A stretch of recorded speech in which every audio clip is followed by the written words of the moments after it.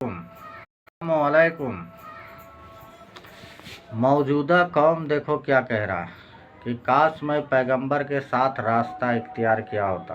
काश मैं पैगंबर के साथ रास्ता इख्तियार किया होता। काश मैं फला शख्स को दोस्त नहीं बनाया होता कि उसने हमें किताब नसीहत आने के बाद गुमराह कर दिया।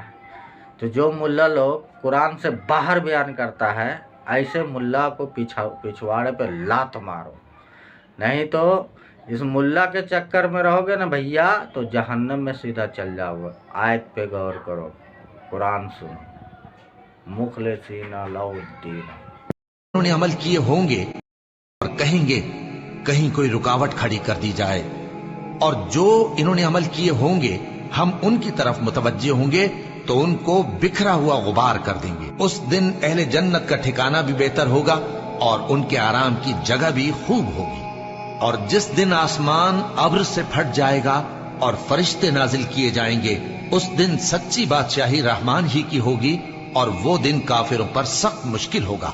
और जिस दिन जालिम अपने हाथ काट काट खाएगा और कहेगा कि ऐ काश मैंने पैगंबर के साथ रास्ता इख्तियार किया होता। हाय शामत, काश मैंने फुला शख्स को दोस्त न बनाया होता। उसने मुझको किताब नसीहत के मेरे पास आने के बाद बहका दिया।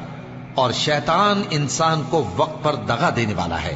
और पैगंबर कहेंगे कि ऐ परवरदिगार, मेरी कौम ने इस कुरान को छोड़ रखा था और इसी तरह हमने गुनाहगारों में से हर पैगंबर का दुश्मन बना दिया, और तुम्हारा परवरदिगार हिदायत देने और मदद करने को काफी है। और काफिर कहते हैं कि इस पर कुरान एक ही दफा क्यों नहीं उतारा गया?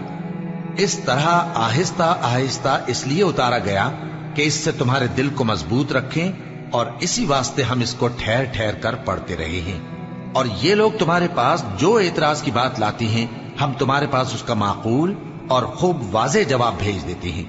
जो लोग अपने चेहरों के बल दोज़ख की तरफ जमा किए जाएंगे, उनका ठिकाना भी बुरा है और वो रस्ते से भी बहके हुए हैं। और हमने मूसा को किताब दी और उनके भाई हारून को मददगार के तौर पर उनके साथ कर दिया।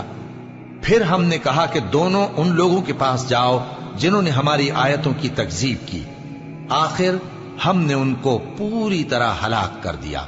और नूह की कौम ने भी जब पैगंबरों को झुटलाया तो हमने उन्हें गर्क कर दिया और उनको लोगों के लिए निशानी बना दिया। और जालिमों के लिए हमने दुख देने वाला अजाब तैयार कर रखा है। और आद और समूद और कुएं वालों और उनके दरमियान और बहुत सी जमातों को भी हलाक कर दिया। और सबके समझाने के लिए हमने मिसालें बयान की, और न मानने पर सबको तहस नहस कर दिया। और ये काफिर उस बस्ती पर भी गुजर चुके हैं जिस पर बुरी तरह का मेह बरसाया गया था, तो क्या ये उसको देखते न होंगे?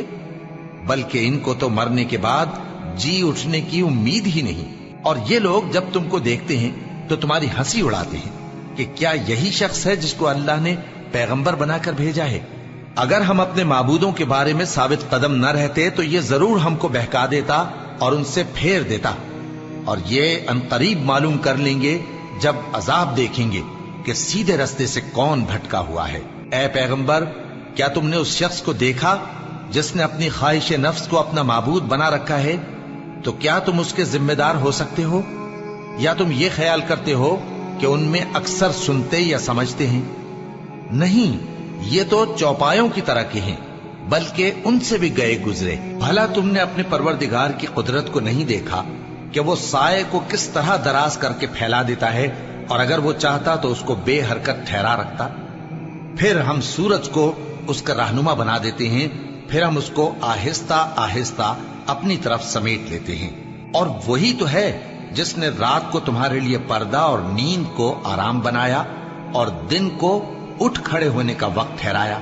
और वही तो है जो अपनी रहमत यानी मेघ के आगे हवाओं को